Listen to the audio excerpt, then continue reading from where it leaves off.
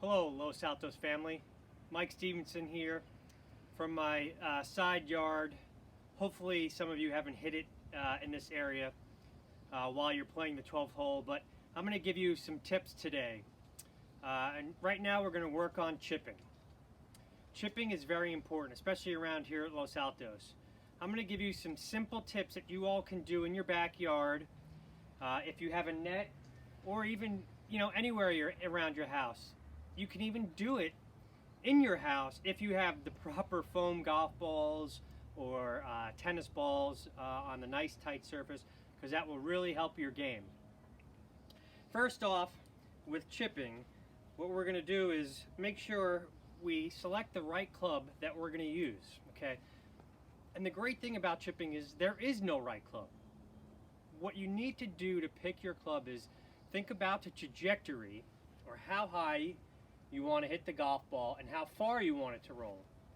So I've chipped with everything from a 6-iron to a lob wedge, all throughout, and I've always used the same technique. All I'm thinking about is what I need to do to get the ball to land on the green from where I am, and then roll out the rest of the way. Okay, so right now here I have my 50-degree club and my pitching wedge, two common clubs that I use. Okay, I'm going to show you first how to get set up, and then I'm going to show you how I execute these shots, and just some things that you can practice when you're home. So here we are with your pitching wedge. With chipping, remember, chipping is ball gets on the ground very quickly and then rolls a lot, where pitching is different. Pitching is balls in the air a lot more and then rolls just a little bit, okay? So again, we're going to be talking about the ball that is rolling a lot on the green, not flying a lot in the air. So chipping, again, so here I am with my pitching wedge. Again, you can do it with any club. What I like to do is make sure when I do get set up, I like to have a nice narrow stance, maybe one club head length, maybe two or two club lengths heads width, so pretty narrow, you can see. Even, you can get this narrow if you want, but I like to have a little bit of a base. We don't, when we chip, want to get too wide, because that makes us have too big of a swing. Once we're set up here, we're going to make sure our ball is more towards the back of our stance and our handle is slightly forward, okay? Remember what I just said is slightly forward. We don't want to see the handle way in front of the left pocket for right-handed players, okay? We want to make sure that the handle is slightly ahead of the ball, and I always like to use my belt buckle as a reference, so just slightly left of my belt buckle, as you can see here, just slightly left, okay?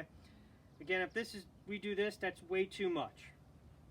Next thing that we look for, and I'll show you from this view, is where, how close do we get to the golf ball? How far away are we? Because we're chipping, we want to try and make this almost like a putt as best we possibly can. So when we get set up to chip, again, stance is narrow. I want to make sure that when I get set up, I'm very close to the ball. And you can see if I measured, it's probably a grip's length. I could even be this far away, about a grip's length away from my toe to the golf ball, okay? The reason why we want to do that is to make sure that club is traveling more on a straight up and down path. If we get too far away from it, the club will move too far inside and really won't have a great opportunity to hit the ball cleanly. The closer we can get, the cleaner we can hit the golf ball, okay? So remember, chipping, nice and close. And you'll see here, when I do get set up, I actually have the toe of the club on the ground and the heel of the club in the air. And the reason why I do that is so when we do bottom out, there isn't going to be much turf interaction with the club, and the club can't get stuck and kind of slide through the ball. The more we have this up on the toe and the heel up, we can strike it nicely and have the ball come out. So just a couple things to remember again, and I'll put my board here to show everybody. The path of our swing, because we're closer to it, is going to be more up and down, okay? You can see when I do make this stroke that there isn't a lot of hinge, The swing is relatively small. You know, I always almost like to think with chipping we're going to be mostly hands to about hip high, through about hip high. Anything bit more than that will be pitching, which we'll go over another time. And you can see that my body is doing a lot of the motion. I'm not just doing this to get the ball to go. I'm going to be turning back and through, almost like a putt, okay? So it's a little bit bigger than a putt, where if I had this Y, you would see this type of motion. Okay, you can see it's really not that big. So let me demonstrate this for you with my pitching wedge with this here. Again, picking trajectory. This will probably should go in the upper part of this lower ring, or maybe just in this area. It might even hit the orange if we do things correctly. But this is going to be a low shot, and it's not a lot of power. Okay, so again, remember I'm getting nice and close, handle up, so it can't be down this way, it's stuck into our legs. Handle up, and we're just going to take it straight back and straight through. You can see that ball would have landed nicely and kept rolling on the ground. Okay, where do I get my weight when we get set up? Again, because the ball is back in our stance just slightly, you know, more towards the back foot, handle slightly forward, I have, let's say, maybe 70% of my weight on the left. Not too much. We don't want to, again, feel like we're way over here, and we really don't want to have too much weight on our back foot as well. So again, set up nice and close, club up in the air, feel like we go back, straight through, and small strokes.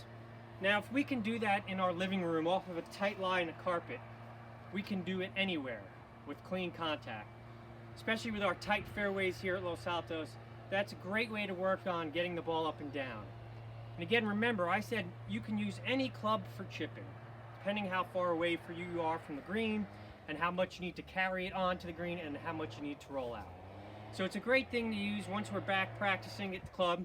Go to our practice area and work on hitting chip shots with your 6-iron, your 8-iron, your pitching wedge, your 9-iron, and any of the other wedges you have, and see how the balls roll out. That's really going to give you the best information you can. Thank you all. Have a great day, and we look forward to seeing you on the course soon.